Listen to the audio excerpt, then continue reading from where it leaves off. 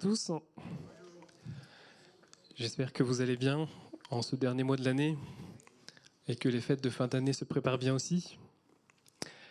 Voilà, comme ça a été dit, nous avons eu hier un très joli spectacle de Noël.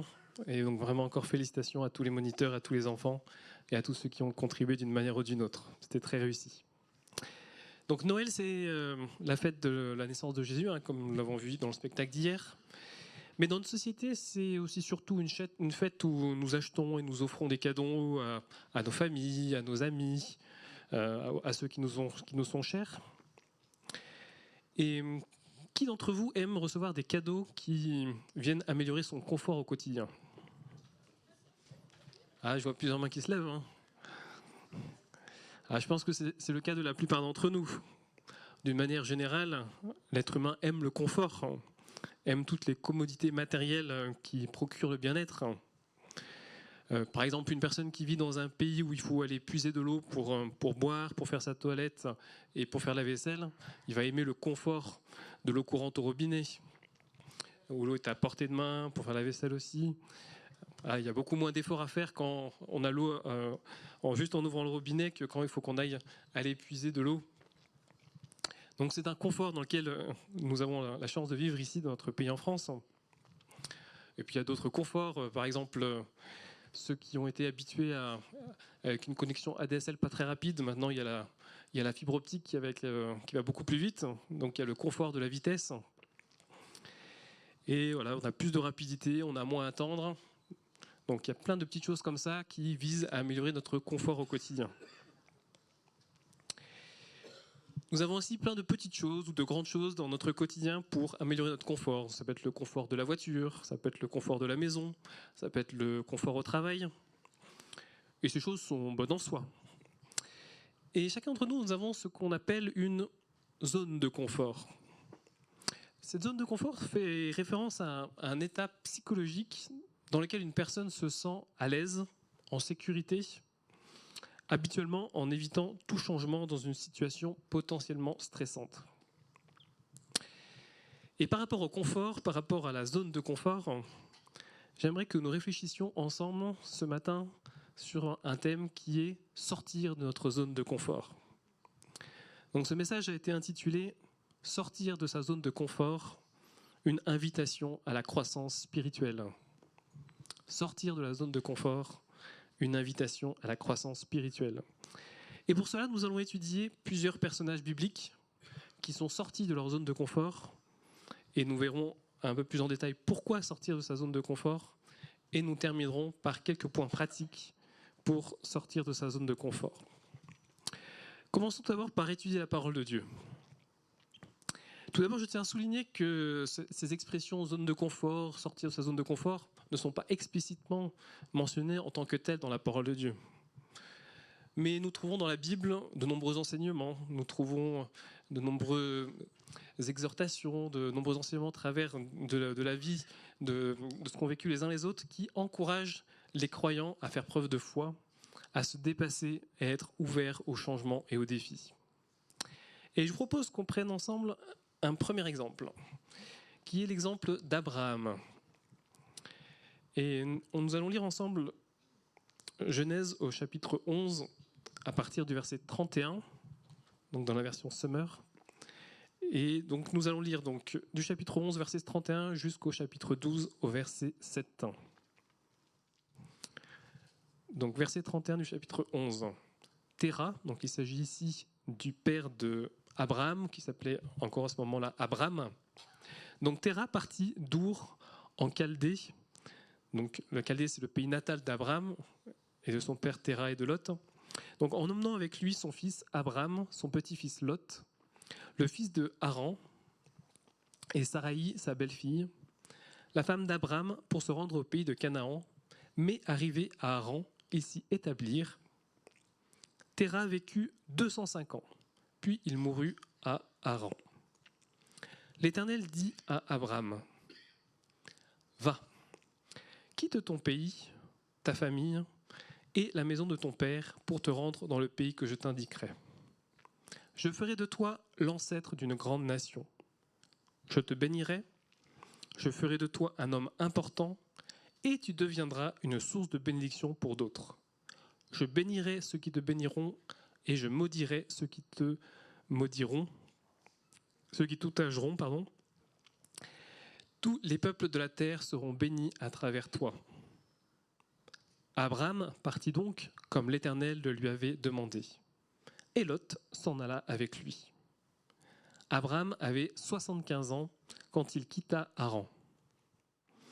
Il emmena Saraï, sa femme, son neveu Lot, les biens et les serviteurs qu'il avait acquis à Haran, et ils se mirent en route pour aller au pays de Canaan. Quand ils furent arrivés, Abraham traversa le pays jusqu'à un lieu appelé Sichem, jusqu'aux chênes de Morée. À cette époque-là, les Cananéens habitaient le pays. L'Éternel apparut à Abraham et lui dit : « Je donnerai ce pays à ta descendance. » Abraham érigea là un autel à l'Éternel qui lui était apparu. Donc nous avons ici une histoire qui nous trace un peu par où sont passés Abraham et son père et sa famille. Donc Terah, Abraham, il vivait à Our en Chaldée, donc c'est situé au sud de la Mésopotamie, et ils avaient pour projet d'aller à Canaan. Mais donc le chapitre 11 nous dit mais finalement ils voulaient aller jusqu'à Canaan, mais ils se sont arrêtés à Haran. Donc Haran, c'est en Syrie mésopotamienne. Et le texte n'explique pas en détail pourquoi ils se sont établis à Haran, pourquoi ils ne sont pas allés jusqu'à Canaan, qui était leur objectif initial. Mais nous pouvons imaginer qu'ils avaient trouvé de bonnes conditions, qui leur convenaient, qu'ils avaient trouvé un confort qui leur était suffisant, qu'ils avaient trouvé dans cette ville de Haran tout ce dont ils avaient besoin. Ils s'étaient donc certainement installés dans un certain confort, ils avaient beaucoup de biens, leur élevage prospérait, etc. Donc ils devaient se sentir à l'aise dans cette ville de Haran où ils s'étaient arrêtés. Et alors qu'ils étaient dans ce confort-là, nous voyons au début chapitre 12 que l'Éternel lui parle et lui dit : « Va, quitte ton pays, ta famille et la maison de ton père pour te rendre dans le pays que je t'indiquerai. » Alors donc là on voit que, alors qu'il était dans ce confort, Dieu l'appelle à sortir de son pays, à sortir de sa famille pour aller dans un pays inconnu. Et ce passage nous dit : fais ça et alors après je te donnerai plusieurs choses. Et si on regarde toutes les choses que Dieu promet, si Abraham fait le fait de sortir de son pays, on voit que l'Éternel promet à Abraham d'être l'ancêtre d'une grande nation, de le bénir, de faire de lui un homme important, de devenir une source de bénédiction, de bénir tous les peuples de la terre au travers de lui. Donc on voit que Dieu appelait à Abraham à sortir de cette zone de confort pour pouvoir rentrer dans la bénédiction. Abraham a dû sortir de son pays, de sa famille, de la maison de son père pour obtenir la bénédiction que Dieu lui avait en réserve. Partir dans un pays inconnu, c'est quelque chose de déstabilisant. Mais Abraham a mis sa foi en Dieu, il a mis sa confiance en Dieu et il est parti. Et en plus, Abraham n'était pas tout jeune. Le passage nous dit qu'il avait 75 ans. À cet âge, il aspirait peut-être à un petit temps de vie tranquille, à une retraite bien méritée. Mais non, nous voyons que Abraham a obéi. Il est sorti de sa zone de confort, il est sorti du pays où il était, il est sorti de la famille où il était pour obéir à ce que Dieu lui avait demandé. Et la suite de l'histoire nous raconte effectivement à quel point il a été immensément béni. Donc là, c'est un exemple biblique qui nous montre comment Abraham a dû sortir de sa zone de confort pour obtenir la bénédiction que Dieu avait en réserve pour lui. Et je vous propose qu'on prenne ensemble maintenant un deuxième passage qui est dans le livre d'Esther. Donc le livre d'Esther, si on rappelle un petit peu le contexte, donc on avait le roi perse Assuérus, également appelé Xerxès. Donc ça se situe à peu près à 486 à 465 avant Jésus-Christ. Et donc ce roi perse avait pris comme seconde épouse une fille juive du nom d'Esther, après avoir rejeté la première épouse Vasthi qui avait désobéi. Et ce roi avait un premier ministre du nom de Haman, qui voulait que tous les habitants du royaume se prosternent devant lui. Et un des juifs du royaume, qui s'appelait Mardoché, et qui était entre autres l'oncle de l'impératrice Esther, lui, il craignait Dieu, il refusait de se prosterner devant Haman. Et donc cela mettait énormément en colère Haman, et il avait décidé un plan machiavélique pour faire détruire tout le peuple juif, et non pas seulement Mardoché, mais tout ce peuple juif. Et donc c'est dans ce contexte-là que je vous propose que nous lisions une partie du chapitre 4, à partir du verset 8 jusqu'au verset 17. Donc Esther au chapitre 4, à partir du verset 8. Donc là il s'agit ici de Mardoché. Donc Mardoché lui remit aussi une copie du texte de l'édit d'extermination qui avait été publié dans Suse pour qu'il la montre à Esther, l'informe de la situation et lui ordonne de se rendre chez l'empereur afin d'implorer sa pitié et de le supplier en faveur de son peuple. Attaque revint et rapporta à Esther les paroles de Mardoché. Celle-ci ordonna à Attaque de rapporter sa réponse à Mardoché. Tous les serviteurs de l'empereur, ainsi que les habitants de toutes les provinces de l'Empire, savent bien qu'il y a une loi, et qui est la même pour tous, en vertu de laquelle tout homme ou toute femme qui pénétrerait dans la cour intérieure du palais pour se rendre près de l'empereur sans avoir été convoqué par lui sera mis à mort. Sauf si l'empereur lui tend son sceptre d'or. Alors seulement sa vie lui sera épargnée. Quant à... je vais continuer ici parce que j'ai du mal à lire là-bas. Quant à moi, voilà 30 jours que je n'ai plus été invité à me rendre chez l'empereur. Lorsqu'on eut rapporté à Mardoché les paroles d'Esther, il lui fit répondre « Ne t'imagine pas qu'étant dans le palais impérial, tu seras épargné à la différence de tous les autres juifs. Bien au contraire. Car si tu persistes à garder le silence dans les circonstances présentes, le salut et la délivrance viendront d'ailleurs pour les juifs, alors que toi et ta famille vous périrez. D'ailleurs, qui sait si ce n'est pas en vue de telles circonstances que tu es devenue impératrice ?» Alors Esther fit porter cette réponse à Mardoché. « Va rassembler tous les Juifs qui se trouvent à Suse, jeûner pour moi, sans manger ni boire pendant 3 jours et 3 nuits. J'observerai de mon côté le même jeûne avec mes servantes. Ensuite, je me rendrai chez l'empereur malgré la loi. Si je dois mourir, je mourrai. » Mardoché partit et fit ce qu'Esther lui avait commandé. Donc là, nous voyons que la reine Esther était dans son palais. Donc, elle avait son palais, elle avait ses servantes, elle menait une vie tranquille, avec tout le confort à sa disposition. Et donc, dans cette situation, c'est là qu'arrive une situation, ce fameux édit qui a fait rédiger Haman pour exterminer tout le peuple juif. Et donc là, Mardoché vient voir Esther en lui demandant d'intervenir auprès de l'empereur pour qu'il puisse faire quelque chose afin que le peuple juif ne soit pas exterminé. Et au début, Esther était un peu réticente. Elle savait qu'il y avait cette loi qui existait, que si elle allait voir l'empereur sans que l'empereur l'ait appelée à venir, elle risquait sa vie. Et donc, du coup, elle fait cette première réponse à Mardoché en lui disant, voilà, il y a ça qui est en place. En gros, je ne peux rien faire. Si l'empereur ne m'appelle pas, je ne peux pas intervenir. Et pourtant, donc, on voit que Mardoché a insisté. Et on voit que après le fait que Mardoché a insisté, elle s'est décidée à prendre un temps de jeûne et de prière.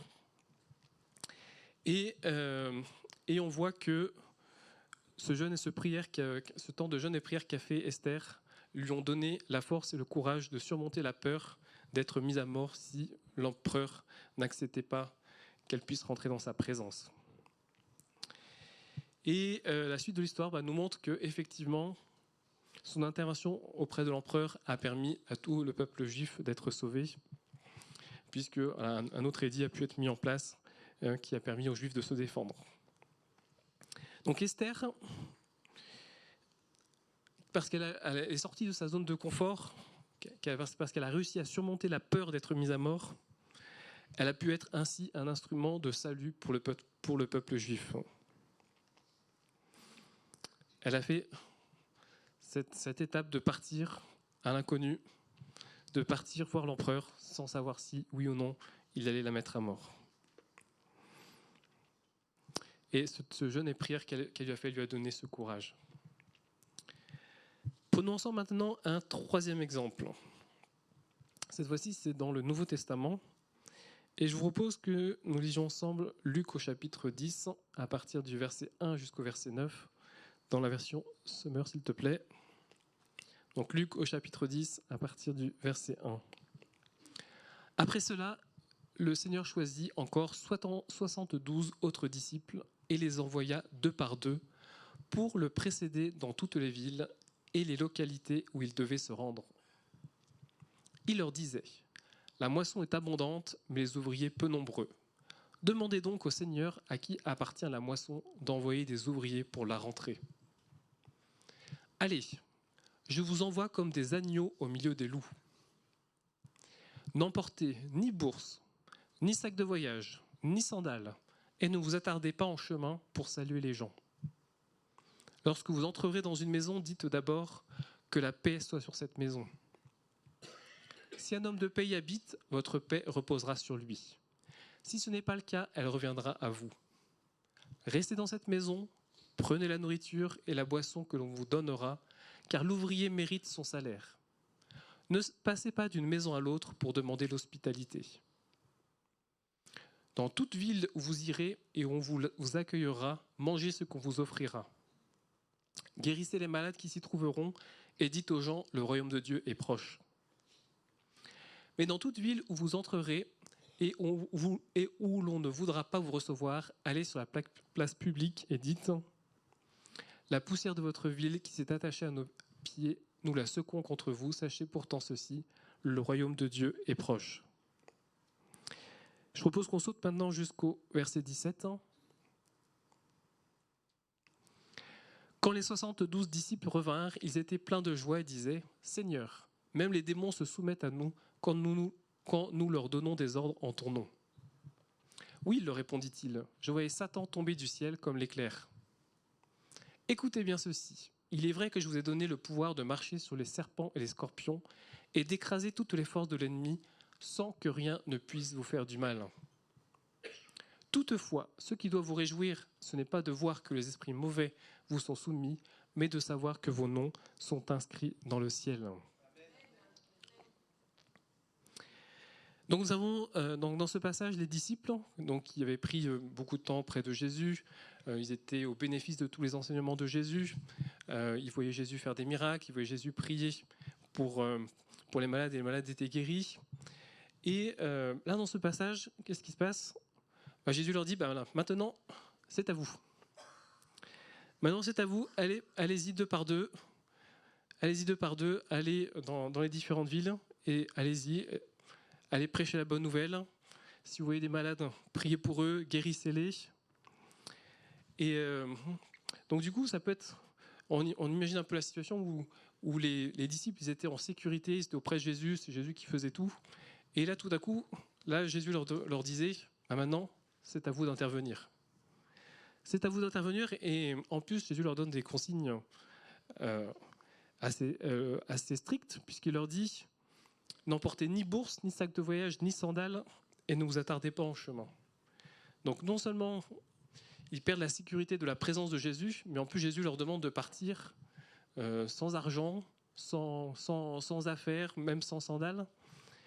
Donc là, on voit que les disciples ont dû sortir de leur zone de confort où ils étaient auprès de Jésus pour partir d'eux-mêmes sans aucune on va dire, préparation exceptionnelle, puisque du jour au lendemain, Jésus leur a dit « Allez-y, c'est à vous, allez-y ». Et en plus, Jésus leur dit « Je vous envoie comme des agneaux au milieu des loups ». Pas très rassurant. Je vous envoie comme des agneaux au milieu des loups. Et donc nous voyons que les disciples, ils sont partis. Ils sont partis, ils ont fait ce que Jésus leur a donné. Et dans ce qu'on a lu à partir du verset 17, on voit qu'est-ce qui s'est passé à leur retour. Hein, le passage nous dit que quand ils sont rentrés d'avoir prêché la bonne nouvelle, d'avoir guéri les malades, on voit qu'ils sont rentrés pleins de joie. Et ils étaient vraiment réjouis parce qu'ils voyaient que les démons leur étaient soumis quand ils priaient, les démons étaient chassés. Ils ont pu voir comment Dieu est intervenu. Et donc là, on voit dans ce passage à quel point les disciples ont surmonté leur peur et ils ont réussi à faire ce que Dieu leur demandait. Et grâce à ça, ils ont été remplis de joie pour avoir vu comment Dieu a pu les accompagner durant ce passage. Et Jésus leur dit, « Il est vrai que je vous ai donné le pouvoir de marcher sur les serpents et les scorpions et d'écraser toutes les forces de l'ennemi sans que rien ne puisse vous faire du mal. » Donc Jésus les avait envoyés parce qu'il savait aussi que le Saint-Esprit était à leur côté et qu'il les protégeait aussi de tout mal. Alors, pourquoi sortir de sa zone de confort ? Donc là, nous avons vu trois exemples. On en reparlera un petit peu tout à l'heure. Pourquoi sortir de sa zone de confort ? Tout d'abord, ça permet de développer ses capacités. Ça nous apprend à faire davantage de choses. Par exemple, si je prends l'exemple de la pâtisserie, si je sais faire, par exemple, un gâteau au chocolat, et qu'on me demande de faire ce gâteau au chocolat, comme je l'ai déjà fait plusieurs fois, je suis en pleine sécurité. Je vais faire mon gâteau au chocolat, je connais la recette, je sais la quantité de chaque ingrédient qu'il faut mettre, je sais combien de temps il faut mettre au four. Pas de souci, je suis en sécurité, je le fais sans problème. Mais si je vais essayer de faire une nouvelle recette, par exemple, imaginons un gâteau au fromage blanc et que je n'en ai jamais fait. Il y a toujours un petit peu ce stress au début. Alors, est-ce que j'ai bien mis la bonne quantité ? Est-ce que j'ai bien dosé ? Est-ce que j'ai mis le bon temps au four ? Est-ce que ça va être bon ? Est-ce que ça va pas être bon ? Et la première fois, ça va se passer comme ça. La deuxième fois, on va dire tiens, bon, j'ai dû améliorer je vais changer un petit peu pour que ce soit un petit peu meilleur de ce côté-là. Et puis petit à petit, on arrive à ajuster la recette pour que le gâteau soit bon. Et puis à la fin, on sait la recette parfaite, on sait ce qu'il faut faire pour que le gâteau soit bon. Et après, on est vraiment dans la sécurité. On sait que si je veux refaire maintenant un gâteau au fromage blanc, je connais parfaitement comment il faut le faire. Donc quand on sort de notre zone de confort, quand on ose tester de nouvelles choses, ça nous permet de développer nos talents, développer nos capacités que Dieu nous permet de faire. Un deuxième point, pourquoi sortir de sa zone de confort ? C'est pour apprendre à mettre sa confiance en Dieu et non pas en soi-même. Proverbe au chapitre 3 et au verset 5 à 6 nous dit « Confie-toi en l'Éternel de tout ton cœur et ne t'appuie pas sur ta sagesse. Reconnais-le dans toutes tes voies et il aplanira tes sentiers. » Quand nous sommes dans notre zone de confort, nous faisons en général les choses en confiant sur notre propre force, sur ce que nous savons faire. Mais ce que Dieu souhaite, c'est que notre confiance ne soit pas basée sur nous, mais que notre confiance soit basée en lui. Et pour illustrer ce point, nous allons lire aussi Philippiens chapitre 3, versets 3 à 7, dans la version Summer.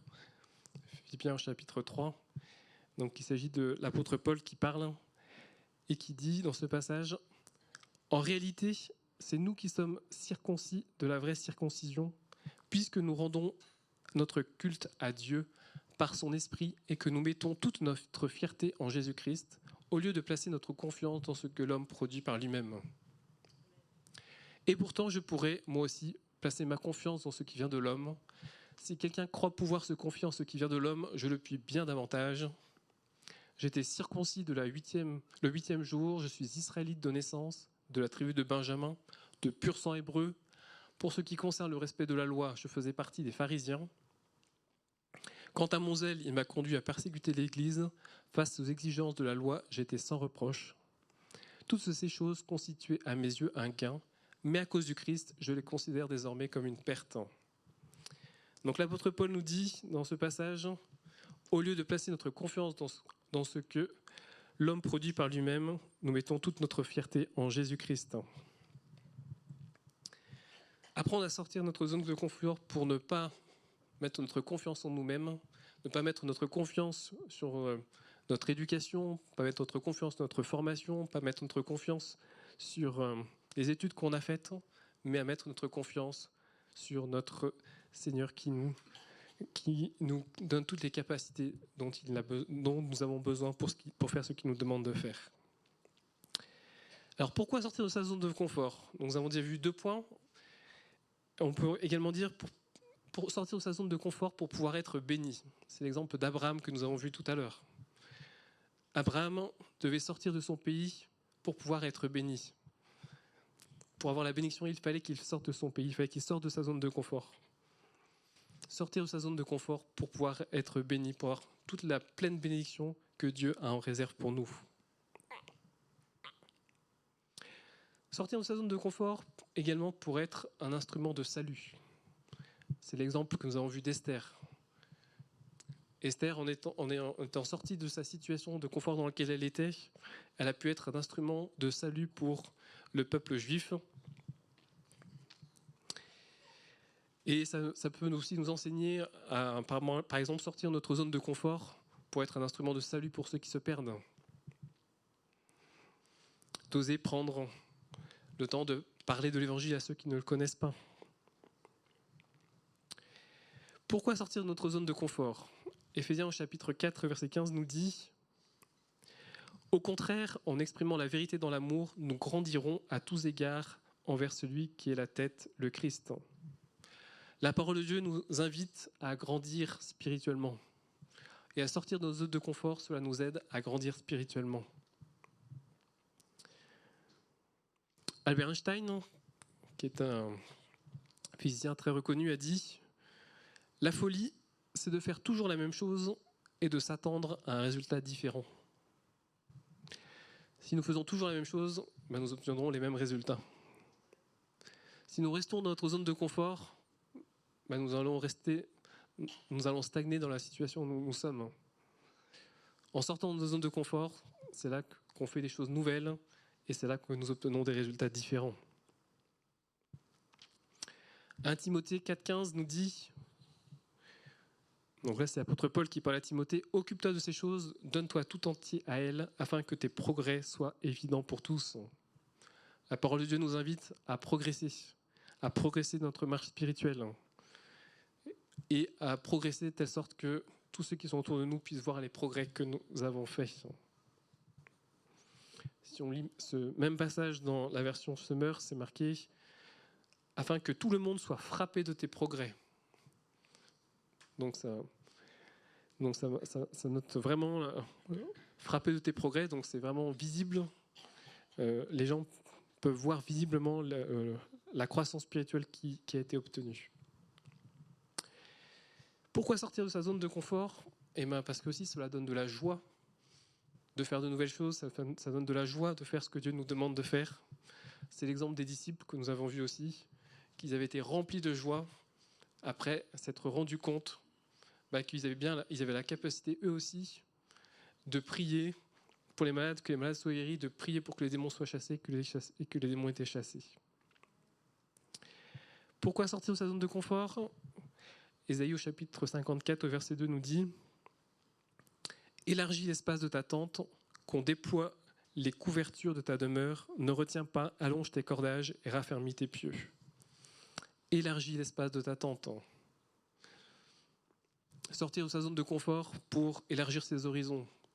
Savoir oser prendre des risques pour aller plus loin. Dieu veut nous appeler à plus que là où nous en sommes actuellement. Maintenant, je vous propose que nous voyions ensemble quelques conseils pour sortir de sa zone de confort. Le premier conseil, c'est d'abord d'identifier la zone dans laquelle nous sommes. Avant de pouvoir en sortir, il faut qu'on puisse la délimiter. Il faut que nous puissions savoir qu'est-ce qui est confortable pour nous de ce qui l'est moins. Donc, par exemple, je prenais tout à l'heure l'exemple du témoignage à des inconvertis. Hop, on peut identifier, moi, par exemple, je suis confortable pour servir dans l'église, mais c'est plus inconfortable pour moi de témoigner à des inconvertis, par exemple. Pour sortir de sa zone de confort, commençons par identifier précisément quelle est notre zone de confort. Et ensuite, il s'agit d'identifier où Dieu veut nous emmener. Donc pour cela, pour identifier où Dieu nous emmenait, pour cela, donc, il y a la parole de Dieu qui nous enseigne, qui nous montre ce que Dieu attend de nous. Nous pouvons aussi nous baser sur nos responsables, que ce soit nos responsables spirituels ou que nos responsables au travail. Ils disent, tiens, on a pensé que ce serait bien toi qui pourrais faire ci ou qui pourrait faire ça. Puisque les autorités, la parole de Dieu nous dit que les autorités qui existent ont été instituées de Dieu. Et prendre du temps dans la prière, en demandant à Dieu, Seigneur, où est-ce que tu veux m'emmener? Où est-ce que je peux aller plus loin avec toi en ce moment? Qu'est-ce qu'il faut que je fasse? Pour pouvoir sortir de zone de confort, il faut prendre conscience de ses peurs. Parce qu'il n'est pas facile de sortir de sa zone de confort, parce que c'est souvent parce que la peur est là, et la peur nous paralyse, elle nous empêche de faire de nouvelles choses. Et prendre conscience de ses peurs, déjà le fait d'en prendre conscience, d'identifier qu'est-ce qui nous bloque, ça nous permet d'agir, puisque une fois que nous avons identifié ce qui nous bloque, nous pouvons demander à Dieu de manière précise de nous libérer de cette peur. Nous l'avons chanté tout à l'heure, nous ne sommes plus esclaves de la peur, nous sommes enfants de Dieu. Et que nos peurs se noient dans son amour. Une fois que les peurs ont été identifiées, il est beaucoup plus facile de trouver des solutions et d'aller de l'avant. Pour pouvoir sortir de cette zone de confort, il y a un point qui est important, c'est de savoir aussi bien vivre l'échec. Ne pas avoir peur de l'échec. Beaucoup refusent de sortir de leur zone de confort par peur de l'échec. Ils partent du principe il vaut mieux ne pas s'exposer, il ne vaut mieux pas sortir de sa zone de confort pour ne pas avoir le risque d'échouer. Alors que si on arrive à considérer l'échec comme quelque chose de positif, comme un apprentissage qui nous permet d'acquérir de l'expérience, la peur d'y être confronté ne sera plus aussi insurmontable et pourra même disparaître avec le temps.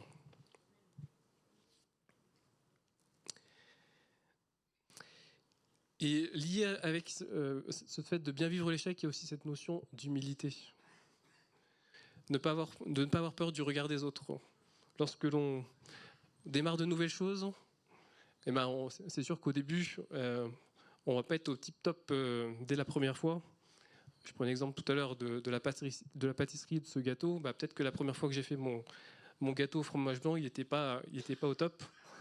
Et c'est que petit à petit, qu'on a réussi à améliorer la recette jusqu'à en faire une recette qui est bonne à manger.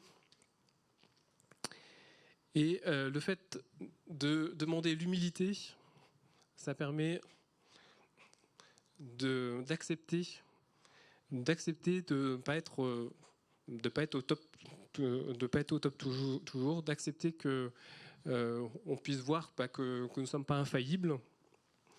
Il y a aussi cette notion d'accepter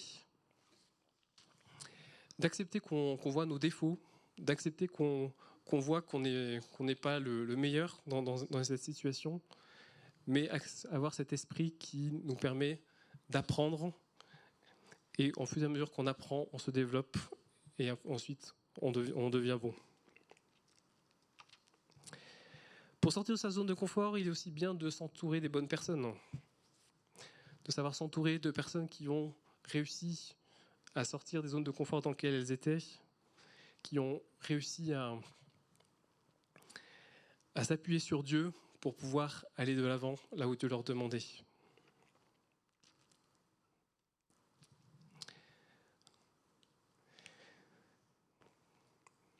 Sortir de sa zone de confort. C'est un programme que Dieu appelle à chacun d'entre nous à savoir faire des pas de foi pour aller de l'avant. Donc pour conclure, nous avons vu au travers de ces différents exemples bibliques que sortir de zone de confort, ça nous permettait à la fois d'être une bénédiction pour d'autres, ça nous permettait d'être instrument de salut pour d'autres, ça nous permettait d'être remplis de joie, ça nous permettait de voir qu'on a la capacité de faire des choses avec l'aide de Dieu qu'on n'imaginait pas. Et nous avons vu aussi que la parole de Dieu souhaitait que chacun d'entre nous puissions progresser.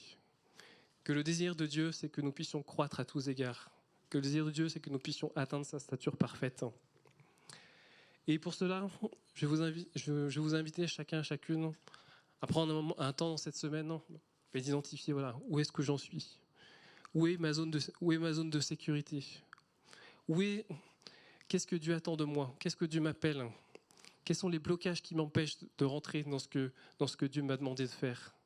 Et de prendre ce temps avec Dieu et de dire, voilà, Seigneur, j'ai identifié, moi j'ai la peur du regard des autres.